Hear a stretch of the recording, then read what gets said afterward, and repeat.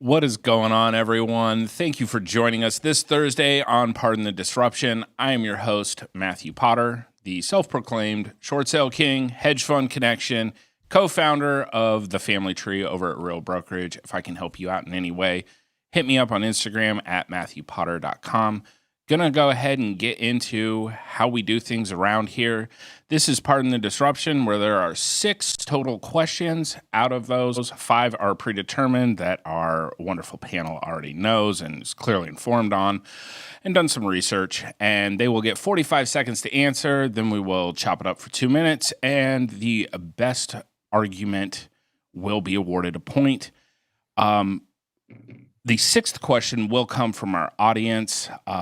Feel free to do that on YouTube, Instagram, and you can also text us at 33777-question.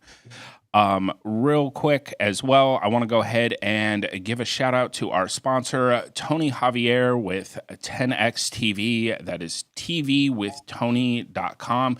Go ahead and check them out for all of your advertisement needs in media.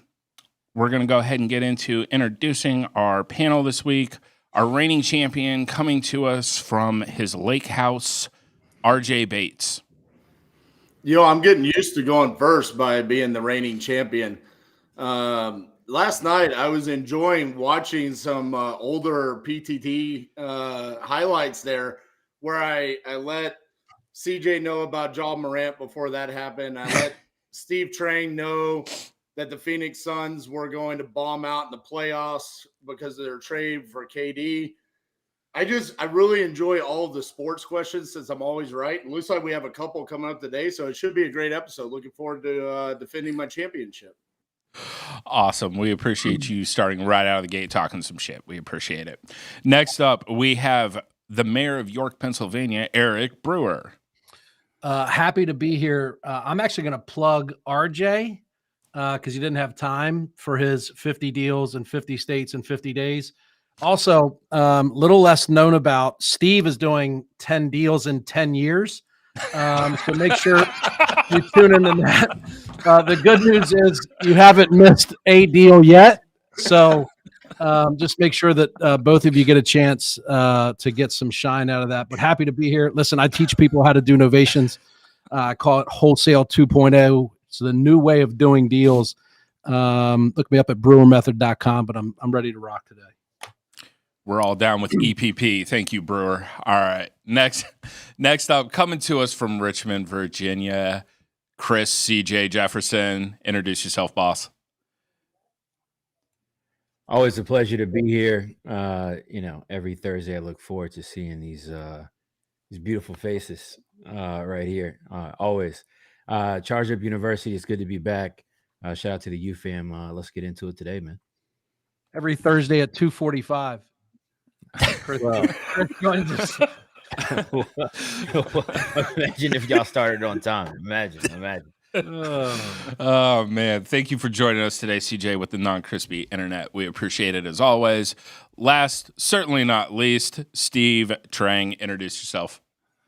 Steve Trang, Real Estate Disruptors, obsessed with everything sales. And, I just want to give credit to RJ for having a good history, right? I mean, there's no one better at living in the past, I believe, than RJ Bates himself.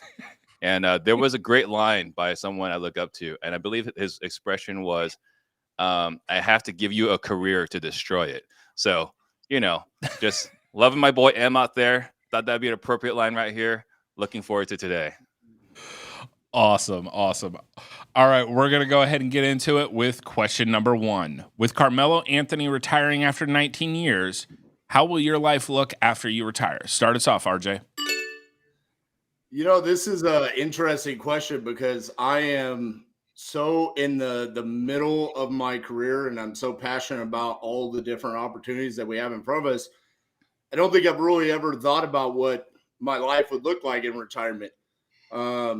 I think it's going to be wanting to spend a lot of time with what will then be my grown kids, enjoying traveling and kind of finding new passions later in life. I'm extremely passionate about what I do in real estate investing, so I don't know if that means we move on to something bigger and better, like development or something on those lines. But I think at some point in time, you just have to find what you're passionate about at the moment and enjoy that. And that's kind of what my career has been up until this point. It's just finding things that inspire me to wake up and just keep it going every single day. So I think it wouldn't be any different in retirement.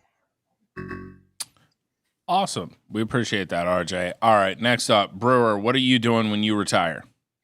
I think if you look at the dictionary definition of retire, it's the act of leaving one's job, ceasing to work. I'd like to think that the quote stands true that when you find a job or a career that you love, it never feels like work.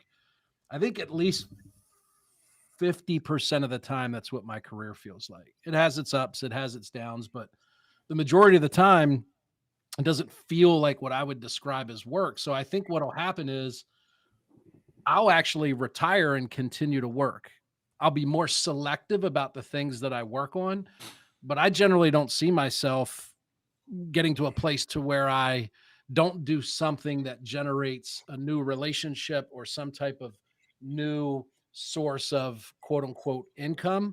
So I think my retirement will actually look a lot like what my workday does now, probably just a little less activity. Awesome. All right. I get it. All right, CJ, what about you? What's retirement look like? I think it's a great question. For me, I think retirement's kind of simple. Spending time with my family, children at the time, hopefully on the water somewhere with a boat and a dock, and focusing on how I can, achieve, some sort of macro legacy for myself, and being a steward to others and helping other people. What that looks like, I don't know that I know that yet. But if I ever get to the point of true retirement, that's me having a business that's self-sustainable, that I could walk away from and get dividends from, and still make a great income from it, and continue to create opportunities for other people is kind of where I would be focused at that time. Man, with 10 seconds to spare. Get it, CJ. I like it. All right, Steve, what about you? What's retirement look like? So in the Phoenix community, we have, we're fortunate. We get to see some of these leaders, what they look like. And so for me, I've always looked up to Jerry Colangelo, right? Like he was one of the owners of the Suns. He founded the Diamondbacks and so on. But outside of sports, he's always been a pillar in the Phoenix business community. And for me, whether it's Phoenix or something else, I would look forward to mentoring and guiding and helping other younger business owners and business leaders develop their business, develop their prowess, and contribute back to the community. So for myself, I look forward to helping other people blaze the same path that all of us here on this show have blazed for ourselves. Think about how much work Steve has to do to get to that point. I mean, do you have that many years, Steve? I mean, I'm about 2 years away from being Jerry Colangelo. So, I mean, like looking at my age, getting out of bed is not an easy feat, right? It's work. So, I agree with what Eric was talking about. I mean, in reality, if you could take it back to where this question came from, Carmelo Anthony, this is a guy that's played basketball his whole life. I mean, do we really think that he wants to stop playing basketball, or is it more that he just physically can't keep up with being there? And I think for us as entrepreneurs, we're blessed that we get to do what we have chosen to do with our lives, the most part. I mean, some entrepreneurs, I guess they could be doing something that they don't want to be doing, but that's the benefit of being an entrepreneur. So why would we ever necessarily want to stop doing that? Well, we wouldn't necessarily stop doing what we're doing. It would just be different, right? Like, hopefully, we've been able to create the kind of leaders around us where we won't have to be involved in the day-to-day minutia, right? Like, and if we develop other businesses that is also ran by other business unit leaders. So I don't see myself like shutting anything down or walking away from it. It would just be, I'd be ideally in a consultative role. And I would love to be able to do that again for other businesses as well. I wonder sometimes if and maybe I'm speaking for myself, but I wonder sometimes if people like us even really find true retirement ultimately at the end of the day. I think that I know my personality can be a bit obsessive sometimes with the work and being passionate about the business, real estate. And that's something that's ever evolving, ever changing. It's not ever going to stop just because one day, we say, or I say that I want to retire. So I think that's the scary part about being in an industry or a field where as long as you kind of got your mental wits about you, you really could go about business, right? So it's almost one of those businesses where you got to choose to hang it up. It doesn't choose to hang up for you, right? There's no physical pullback like for Carmelo that stops him from being able to play, stops us from being able to run a business. So I think that's the tough part with it. I would argue last year a lot of people in our industry got forced into retirement. They didn't choose retirement. Well, I think most of those people aren't retired. I think they got out of a business that they maybe didn't plan correctly for, or didn't want to weather the storm through. And I think at least the ones that I know, and a lot of them respectfully, all right, from Phoenix, Arizona, they're not. It's not like they just retired and moved to Bali and they're meditating and doing hot stone yoga baths or something. They're in other industries, trying to figure out how to do different things, make money different ways. So again, I think entrepreneurs, our minds just constantly tinker. We're constantly looking for things we can build, strategize, make revenue from. So, I don't know if any of those guys ever got true retirement. I mean, we saw that when some of those guys were, they retired last year. Their minds kept turning. They turned to Forex trading. They turned to Amazon automation stores. I mean, it was amazing all the different things that they came up with. Yeah, but I was just saying that as far as we don't have to choose retirement, but Carmelo, right? Like retirement was forced upon him because he wasn't able to skill the right way, right? Or he couldn't keep up with it. Is there a level of entrepreneurship that Carmelo participates in? Does he have investments? Does he own other businesses? So what you're seeing is he retired the basketball portion of his career as far as an active player. I would imagine he still actively works in some capacity, whether that's being a spokesperson. He's starting up. He's got a massive AAU program. He's obviously got some type of sneaker and clothing deal that is, pretty lucrative. So he shut down a portion of what he was doing that was physically probably not much of a decision anymore, but I'm pretty sure he's still active. Absolutely love this question. Love the answers. I mean, you guys all pretty much answered it the same. Like, those that retire expire. Gonna give this round to CJ. I look forward to my invite to the boat down in Bali, hot stone massages. Let's get it. You already know, man. You already know. Shout out to Bali. Appreciate it. All right. Question number 2. We have, what is one real estate hack every investor needs to know? Start us off, CJ. Mine might be a bit unorthodox. I think that the first real estate hack, the first business hack that people should know before they go into business is that there's no emotions in business. Emotions don't belong inside a business. And when I say that, I mean emotions around money. I think a lot of people get into real estate, get into investing with these hopes and dreams and grandiose plans of making all this money and doing all this stuff. And oftentimes I see people frequently make decisions based around their need for money or the money they want to get out of different opportunities, conversations.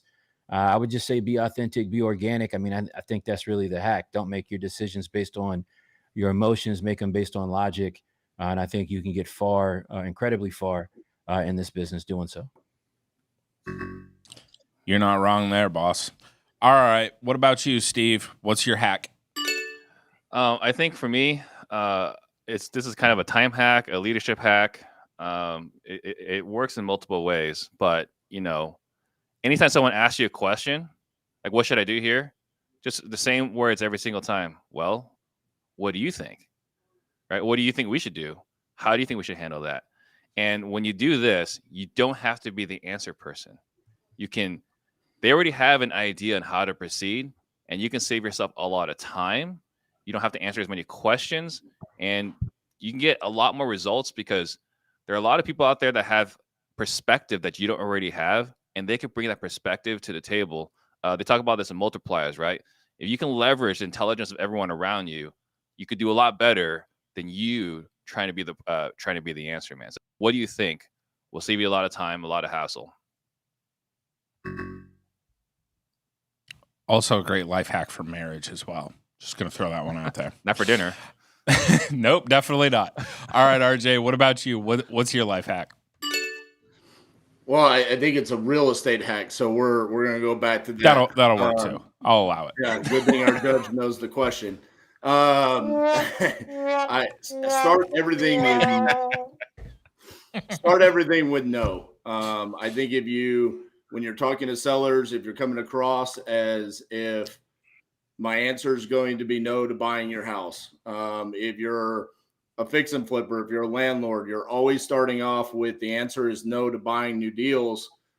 You're then, similar to what Steve was saying, you're putting the other person in the position as to why they're explaining to you that it's a good deal, why you should be buying it. Because in reality, even though we always want to think that there's information out there that provides us enough to make solid decisions, more often than not, there's someone else out there that knows more about the deal, more about the situation, that'll explain to you why you should proceed with it.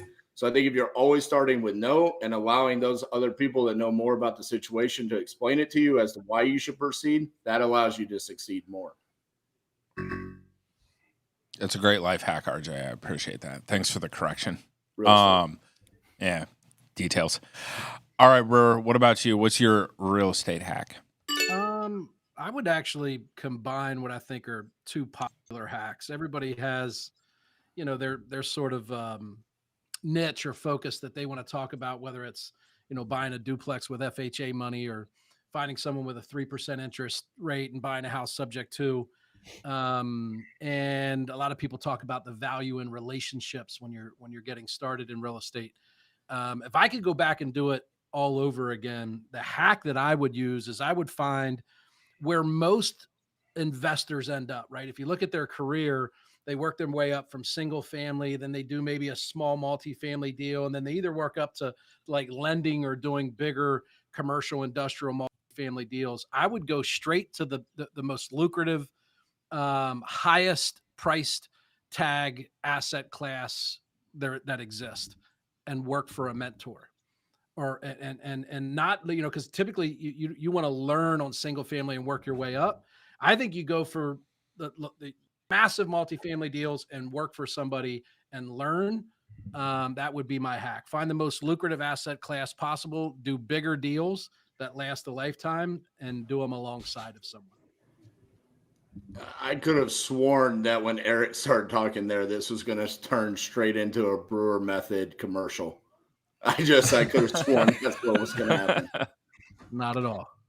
I think one thing that's not said too, that's certainly a hack that, I think more people should, and it kind of piggybacks on what I'm saying about emotions. I think a lot of times when people emotionally don't ask for help for whatever reason, that's a hack. That's a real estate hack, a life hack, a business hack. Ask people for help. For whatever reason, people get into this thing and they're embarrassed about their situations, embarrassed about their financial circumstances, whatever the case might be. And they just don't simply ask for help.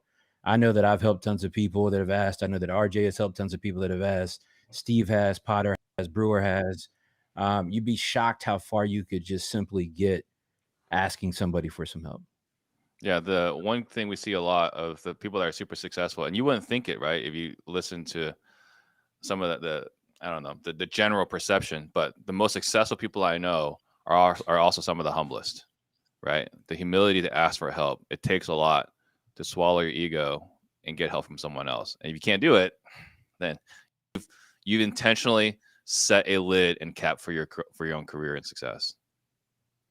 So I think if you listen to like what CJ just said and Steve, your original answer and what I said, I mean, I don't really know what Eric said, but the three of us, we were right. I mean, it's pretty much get out of your own way. Eric actually gave a pretty good answer. I'm shocked.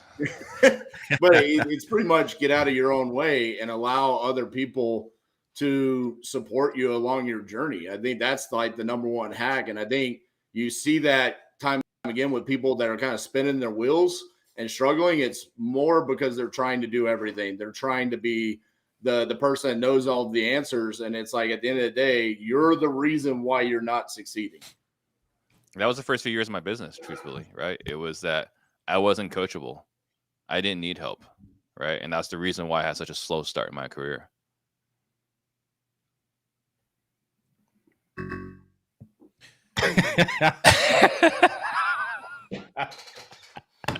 Yo, He hit you with a buzzer 10 seconds after you were done talking.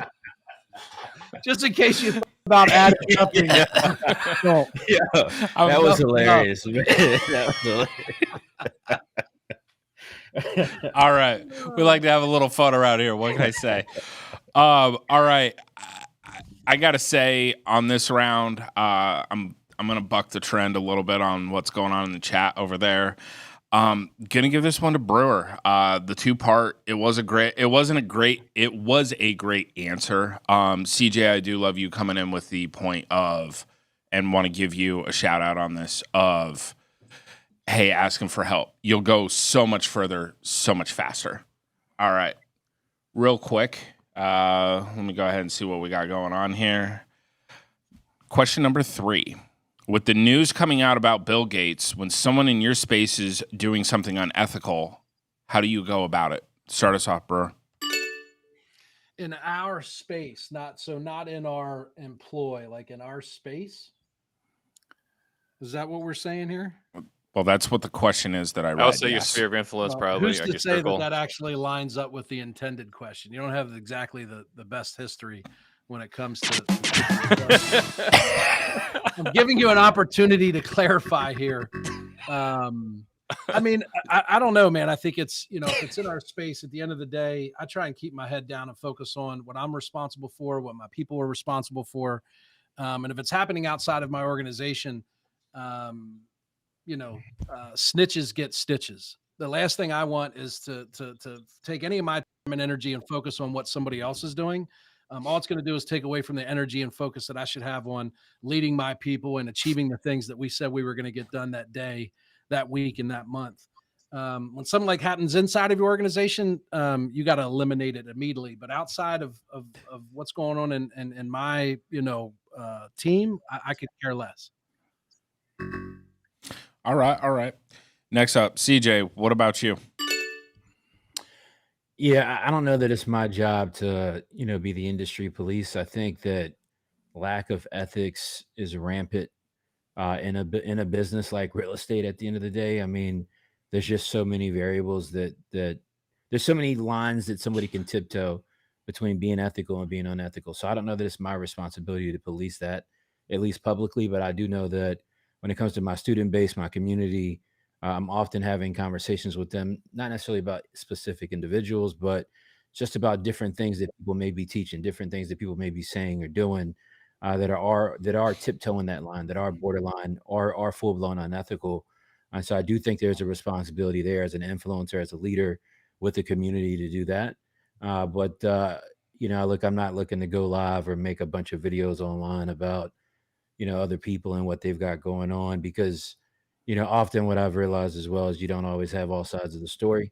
And oftentimes people that are doing that, their intent is certainly questionable as to why they're doing it as well.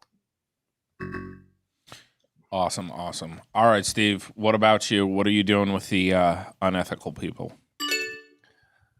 So, in the times in the past where this has occurred, I have at times reached out to the individual and called them to get clarification. Like, hey, here's what I've heard.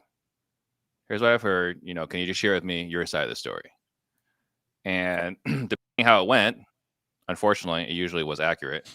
I just removed them from my life. I just delete them, right? Block them on social media, delete them from my contacts. I want nothing to do with a person without ethics, right? We've got too many things going on. There's too many things we're involved with.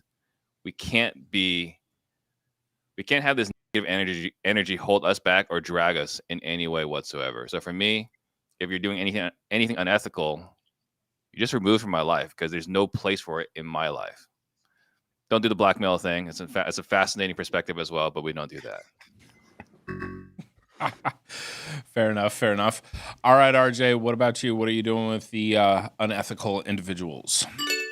Yeah, I have a pretty tight-knit circle as it is. So to Steve's point, I don't think that I'm going to be too concerned about someone in my circle doing something unethical. But if it is inside my inner circle, I'm reaching out immediately. I'm seeing if this is true or not. And if it is, then and it's to the extreme of what Bill Gates is being accused of doing here, then yeah, you're being removed.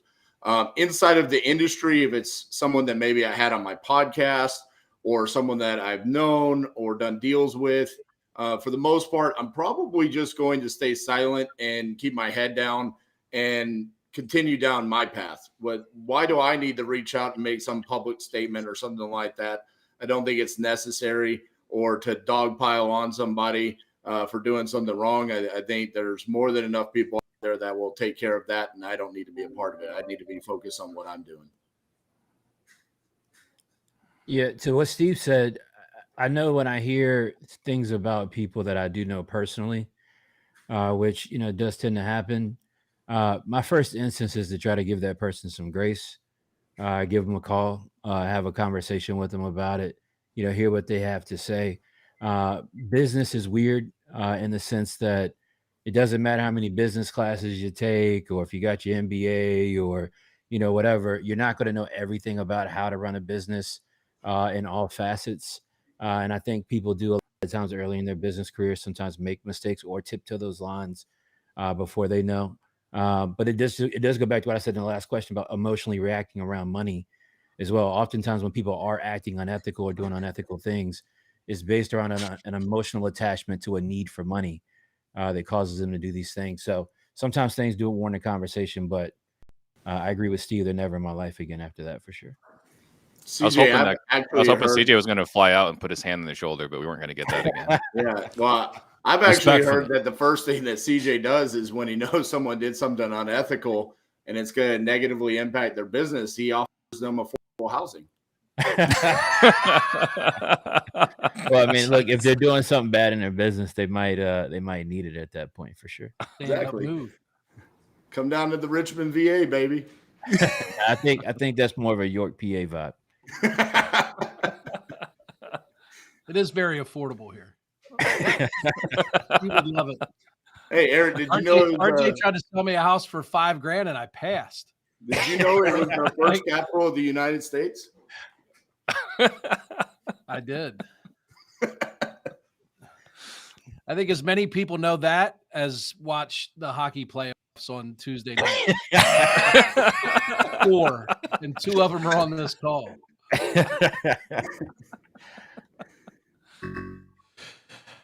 Oh man! All right, I'm taking that one. I'm taking this one to the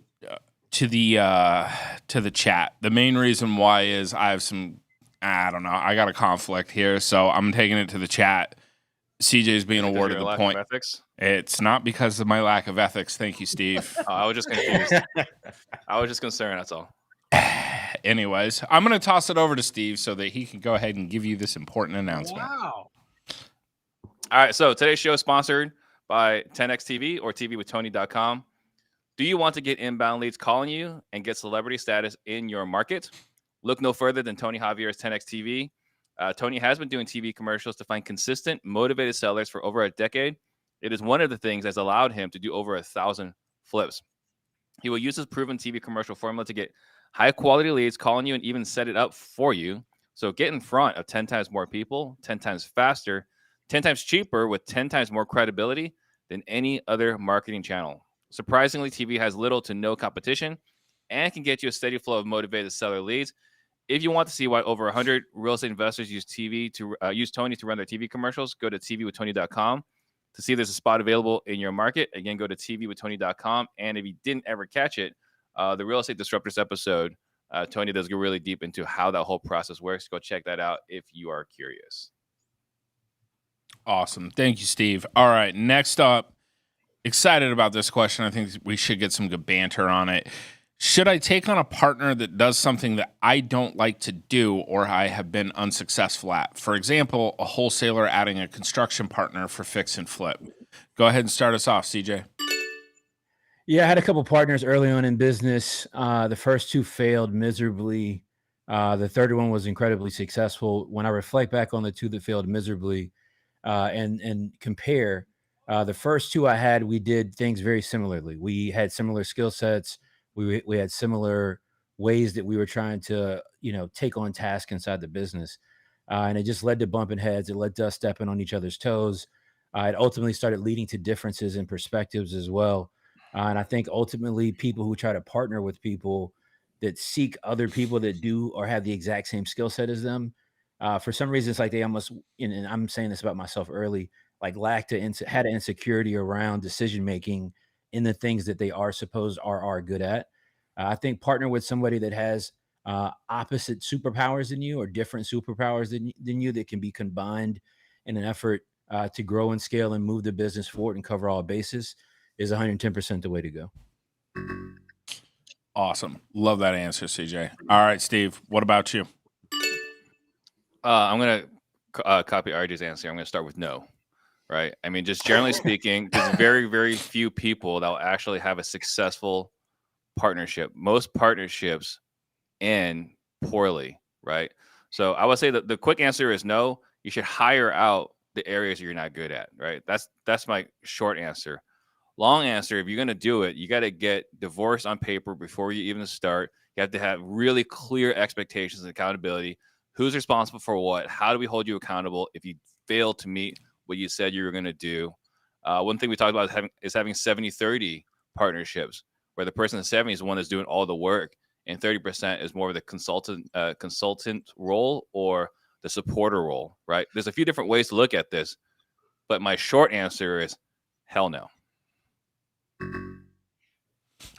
That's adamant hell no from Steve. We appreciate it. All right, RJ, what about you?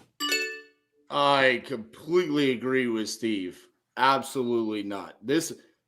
First of all, CJ did not even answer the question. I mean, he just went down a rabbit trail of like, I'm going to talk about something else. Okay.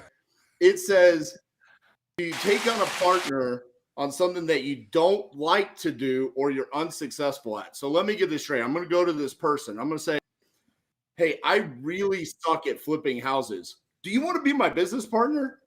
What value are you bringing to the table here? That it's not about similar skill sets. You can have someone with a different skill set, but still be successful at it. And so, no, I do not think that you should strive to go out and find someone to be your business partner just so you can be good at something that you currently suck at. I don't see how you could add value to that situation. I do not think that's a plan for success whatsoever. All right.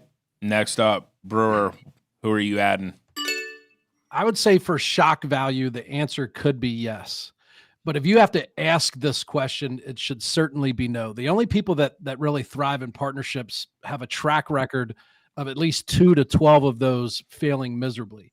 And what they realized was it wasn't in concept that partnerships don't work, is that if they're new in business, or to RJ's point, if they suck at that particular business, they're probably going to suck at being a partner because they don't know how to work in a business. They don't know how to run a business. They don't know how to manage a partnership. So I would say yes, you not in that context though. If you're trying to hire one particular or partner with one particular area of your business that you suck at, a good friend of mine, Tom Kroll, said, don't partner where you can hire. And construction is an area where you can hire and have predetermined roles and responsibilities. It doesn't work out, you terminate them and you just go and hire a new position. Partnerships don't work like that. So in the beginning, no. As you elevate in your career, I think partnerships are a great way to shorten the learning cycle and the waiting sort of period to getting to that next level. I want to, if you don't mind, hold on a second. If you don't mind, RJ, I want to thank, Respectfully. I want to thank Eric first. Just EB, business owner to business owner. Like I understand that you get it. All right. When you talk about partnership, only the RJ Bates of the world, maybe sometimes the Steve Trangs of the world, look at it as, oh, I'm a wholesaler, you're a fix and flipper, let's partner together. That's retarded. That doesn't make any sense. When people look at partnerships, you look at perspectives and skill sets. All right. If I'm very processed, I mean, this is why every org chart and every real estate coaching program, what does it have at the top? Visionary integrator. It doesn't say wholesaler, fix and flipper.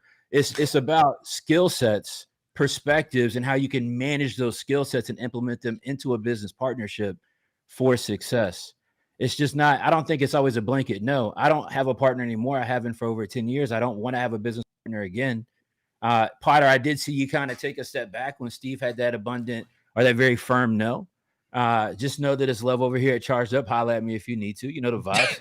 All right. But you know, RJ, it doesn't have to be a firm. No, it's not about what your career is, right? What your job title is on your business card. It's partnerships are about mergence of skill sets. Bro, your answer is so god awfully bad when you start quoting traction. Okay. Like we've got the visionary, we've got the integrator. Like, thank you. Okay, Gino, we appreciate it. But let's get back to the question over here. Okay. And as someone that when I became an entrepreneur, I started with a partner and she's still my partner. Okay. But I've had failed partnerships along the way. And what it was is that me and Cassie have been partners in multiple different businesses. Some of those businesses failed, some of them have succeeded. And the reason why is because together we made a good partnership. Maybe the business was not right for us, but the partnership, to your point, CJ, skill sets, okay, different skill sets work together. But that's not what this question is about.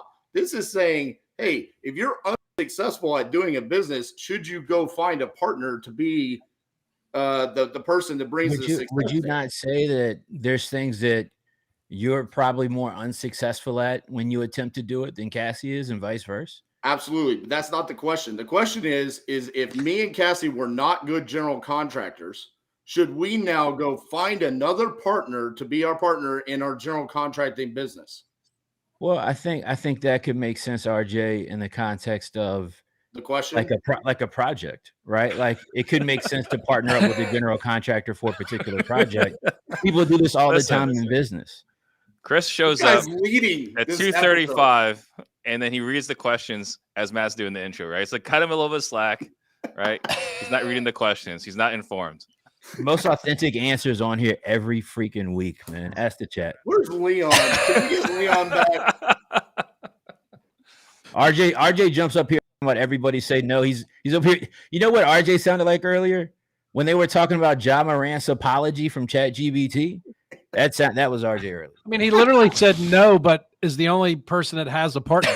I mean, shout out to Cassie, man. Shout out to Cassie. Explain that. Because I didn't bring her on because I said, hey, I suck at running this business. Can you come run it for me? You didn't say it, but you felt that way about something. That's why you brought her on. That's what CJ was saying. You just didn't acknowledge what she's good at and you suck at. Your pride got in the way. Right. Different skill sets, not different businesses. Question was, should you bring someone on a business? No, that was not the question. That was an example, doofus. The question was something that I don't like to do or have been unsuccessful at. Hey, there is no room for name calling. That's the end of the question. Respectfully. No, come on, Potter. Hey, we look, man. We've learned about those DFW schools, man. We've seen like someone asking me if you should shave your head, and I was like, adamantly not.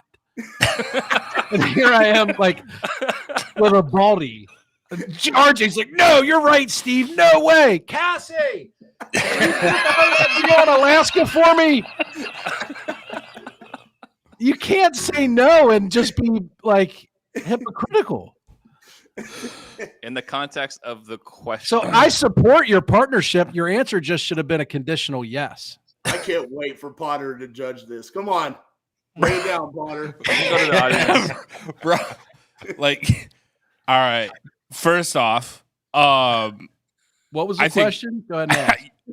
Pretty much. Hey, Potter, before you judge this, please. Do you mind reading the question that was asked just one time for RJ, please? I will do that. There's a lot going on here, so I'm gonna start with that. So here was the question. Should I take on a partner that does something that I don't like to do or I'm unsuccessful at? For example, a wholesaler adding a construction partner to add flipping to the business. So are we understanding this right? That RJ took an example and then attached it in question. He made it the question. Is that he what made happened? it a quick example? There's I just want to be clear, Potter. I just want to make sure I understood it right. What's the crample? Jesus.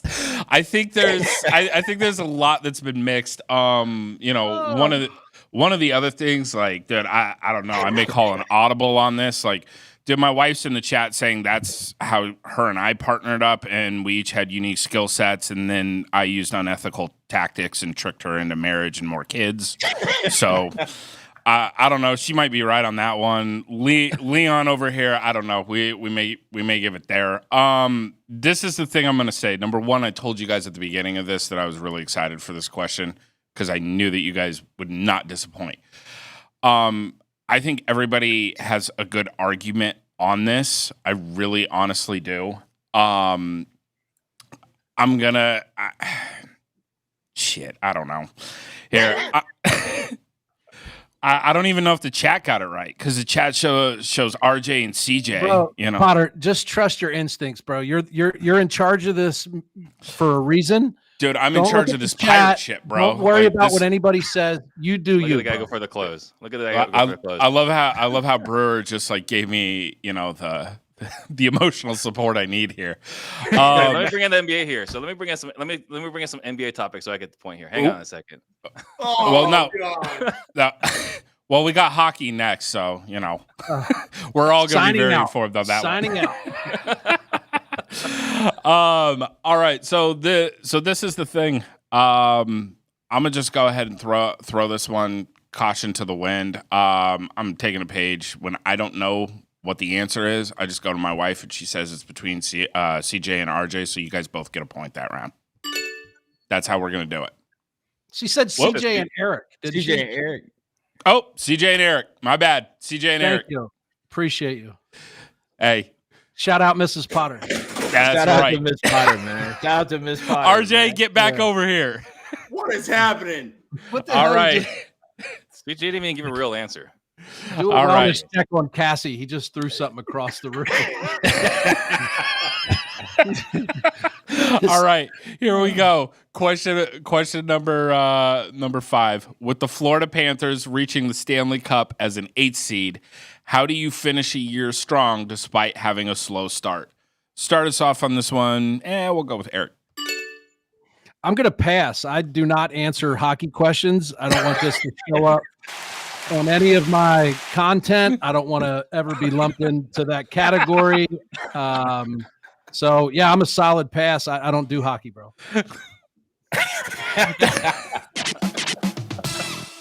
All right, CJ, what about you? What the puck? Can you answer this for us? You know, it's Steve mentioned I don't generally look at the questions until, you know, right before the show starts. I thought it was Carolina Panthers originally, but I guess it's the Florida That's football. Panthers. That's football. Yeah, wherever these people are located at in Florida, shout out to the Florida Panthers organization. All right. But look, you know, if you're starting slow and you got to finish strong, I mean, is that not life? Is this not all about starting off slow at whatever you're trying to do, whatever you're trying to accomplish? You're Steve Trang, and you're terrible at the business when you first start. You don't know what you're doing. You think you're this intelligent engineer, and you come into this world of real estate, and you're like, why are all the successful people not as smart as me? Or you're RJ Bates. All right, you start off with a head full of hair, a nice beard. All right, and you're just frolicking, running around DFW. Trying to figure it out, and eventually you start buying golf courses and doing, you know, absurdly long YouTube live streams for 50 days straight. You just figure it out. You know, if you're EB, you want to dominate York, PA for whatever God forbidden reason, who knows, right? You just do it. It takes time. Everything's always slow to start. Nothing starts fast. So you just keep going and making it happen, and you finish it strong. Beautiful, beautiful. Thank you for contributing there. Unlike Eric, we appreciate it. All right. All right, Steve, what about you? I think ultimately everything rises and falls with leadership, right? So I think that someone's got to take charge. Someone's got to say this is unacceptable. Someone's got to lead by example and demonstrate what's possible. So I don't know the story of what happened with the Panthers, mostly because it's hockey.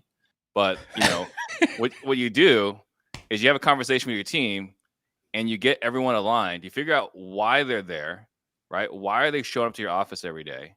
Figure out what the challenges are, help them remove those obstacles and lead them to the path so that we can be successful. So I think ultimately, again, everything rises and falls leaderships. You got to give them the resources, the environment for them to succeed. And I'm glad the Panthers were able to figure that out. That was a really well thought out answer. We appreciate it, Steve. Thank you for bringing some semblance of normalcy to the show. All right, RJ. We know that this is up your alley. What you got for us, brother? Yeah, he's got his hockey skates on right now. Man. Yeah. He I was does look taller actually right now. excited when I saw this question because there's a lot that goes into this. Last year, the Florida Panthers were the best team in the regular season throughout the entire NHL. But they lost in the first round of the playoffs. And their leadership, their general manager, their ownership team decided that we need to make changes. And they made a blockbuster trade by trading Jonathan Huberdeau to the Calgary Flames for Matthew Tkachuk.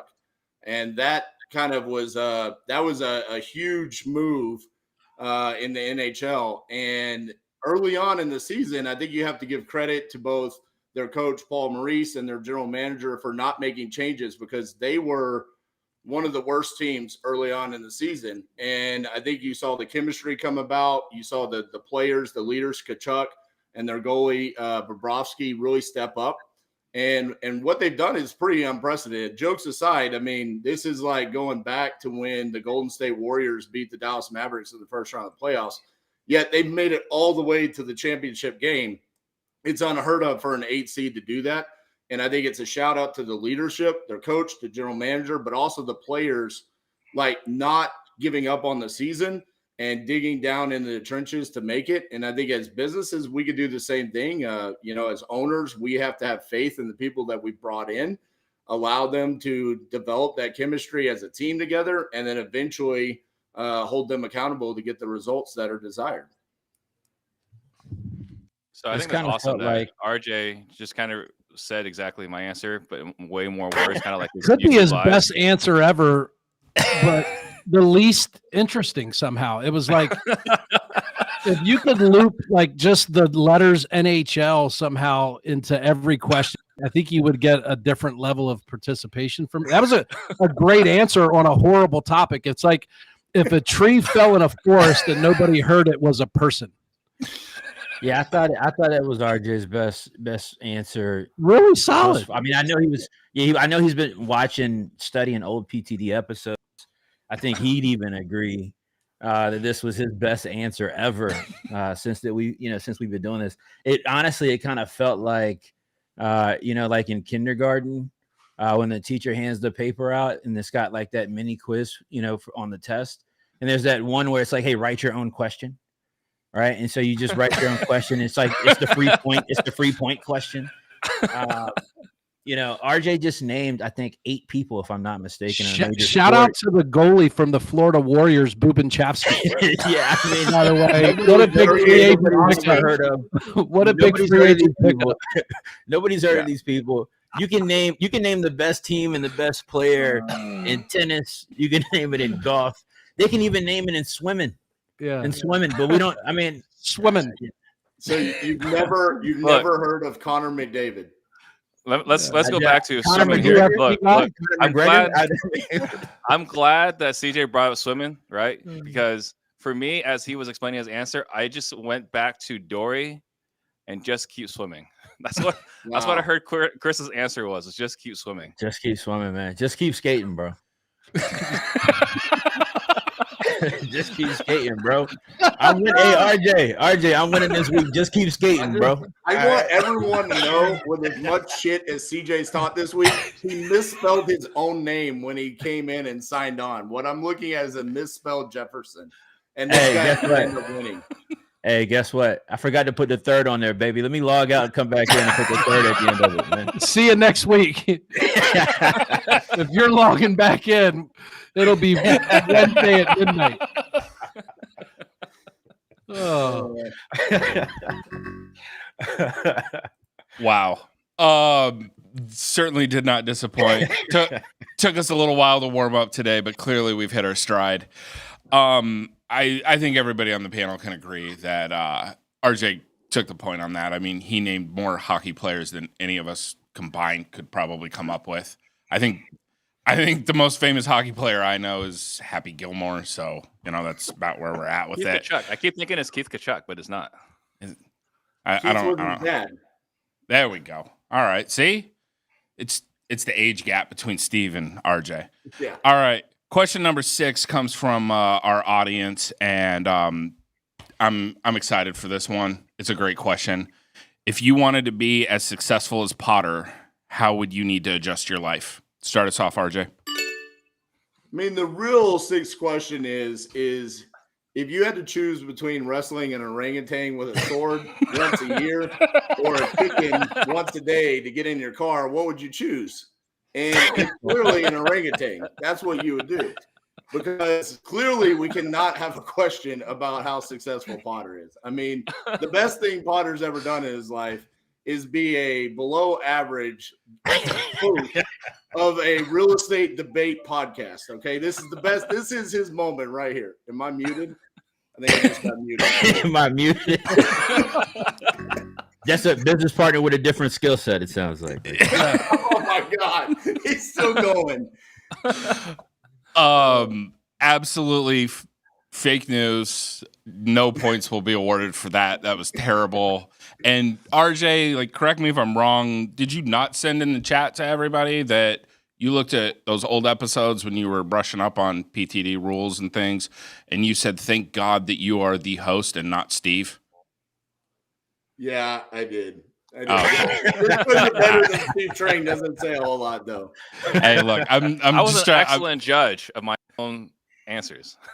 I feel like Steve won the first 3 episodes. All right, Brewer, what about you? If you want to become This is a real question. It is. It's question number 6. Let's go. 45 seconds. Audience participation. Come on, people. Audience, we can Please do better than this repeat it. question. If you wanted to be as successful as Potter, how would you adjust your life? First off, grow a beard. Go. Shout out retirement. I'd have to either be in like a devastating car accident and lose most of my cognitive ability, be partially set on fire and have someone put it out with an ice pick, and then just, basically check out, turn off the news, probably watch a bunch of hockey, comb my beard with my fingers throughout the day, and pick up Steve Trang's sloppy seconds. And then if I did that, I'd have a good plan. And then as long as I got up every day and kept skating, I'd be fine. No pun intended. None. Wow. If anything, Eric doesn't know. It would be just keep swimming, but okay. Swimming. All right, CJ. Swimming. All right, CJ. What about you? What are you doing to be as successful as me? Yeah, I'd take everything EB just said, and I'd quickly, initially implement that. And then I think what I'd do next is I'd get a wife, right? I'm not married. I'd get a wife. All right. This is supportive as I see Miss Potter. Shout out to Miss Potter. Supportive as I see Miss Potter, week after week, day after day. She's cooking this guy's meals. All right. And look, we've got similar body shapes. Mine's a bit better, but I can tell he's eating every day. All right. He's taking down full plates for sure. All right. So I get that type of setup going, and I'd have a wife that I could bounce these things off of. That seems that Potter's been able to do successfully. And shout out to Miss Potter. I would do the same thing that it appears that Potter does. I'd take the credit, and I'd let everybody pat me on the back, think that I'm highly intelligent, when in reality I'm just regurgitating what my wife told me at home every day. All right, that's exactly. Sounds like CJ's 3 business partnerships.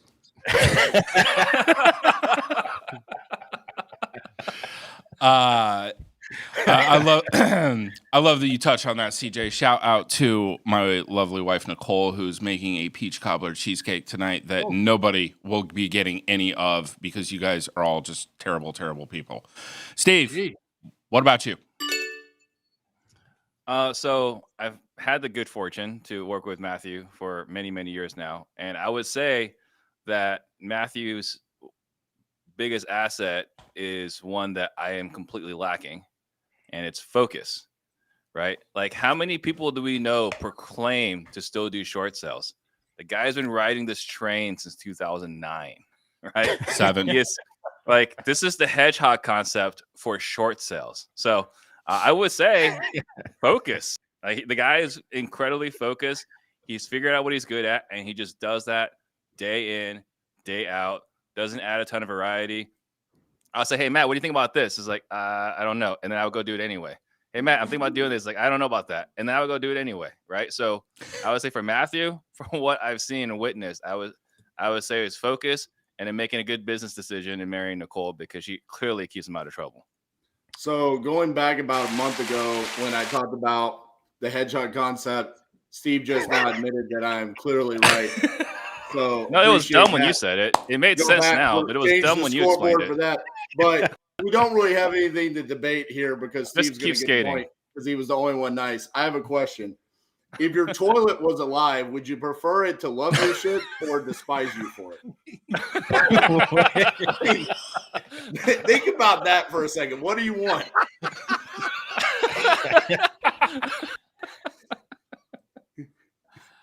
All right. I guess RJ is trying to be our next host or next judge. He wants his opportunity back.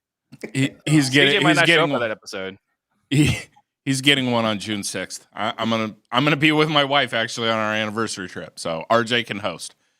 All right. All great answers except for Brewers. Like, that was a little unnecessary. We took it a little too far there. So I'm not gonna lie though. Like, I appreciate everything CJ said after he agreed with Brewer.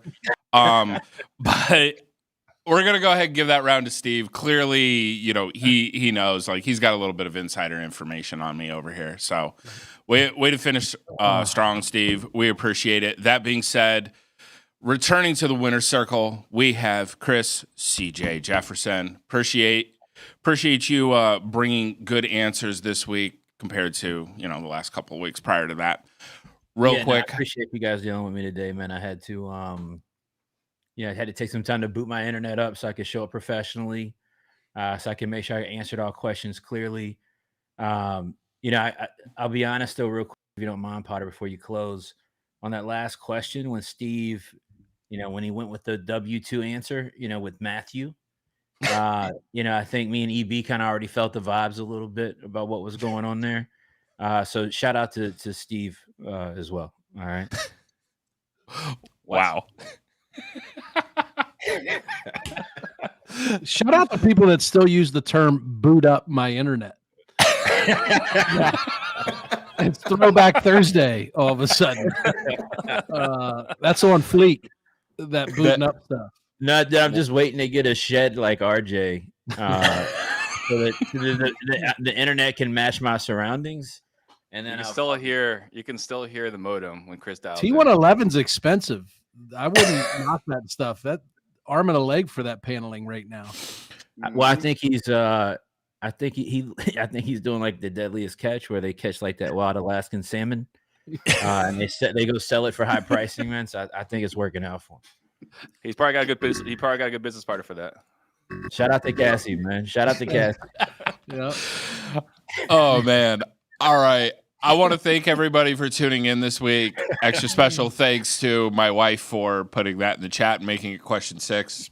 That being said, thank you everybody for tuning in. We do want to give a shout out to our sponsor. We have Tony Javier with 10X TV, tvwithtony.com. Go ahead and check him out for all of your commercial needs. We're going to go ahead and let everybody send their outro. Start us off, CJ.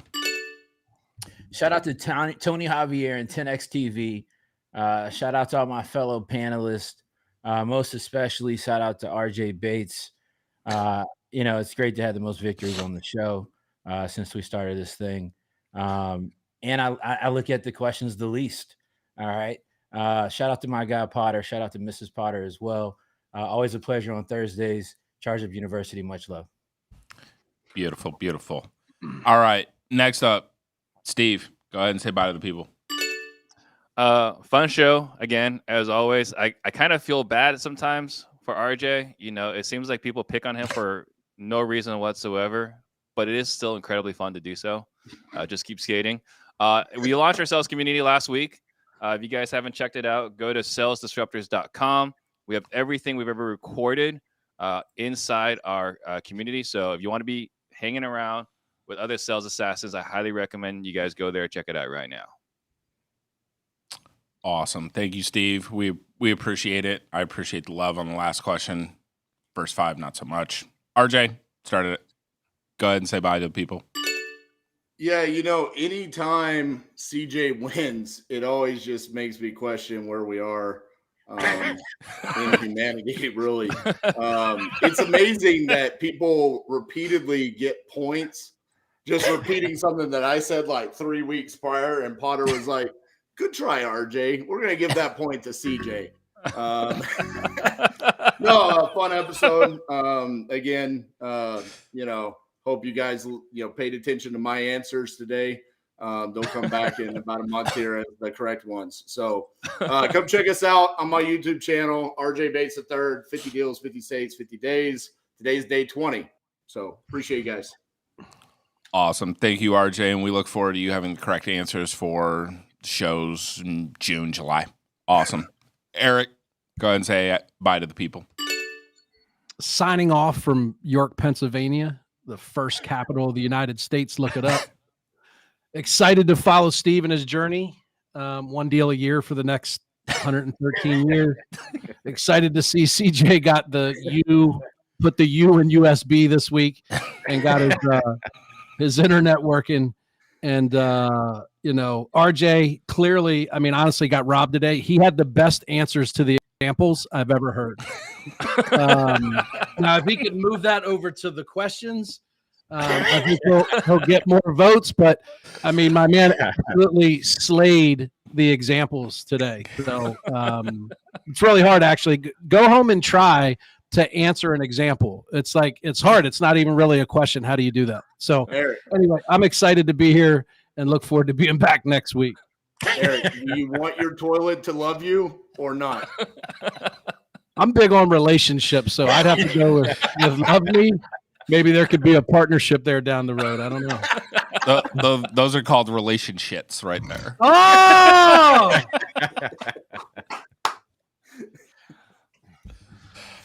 All right, everyone, thank you for tuning in. Thank you for subscribing to go ahead and get in the chat on YouTube. We appreciate the support and the love. We look forward to doing this every Thursday for you guys and also, you know, nice little mental break for us. We will see you next week. Hope you guys have a good one.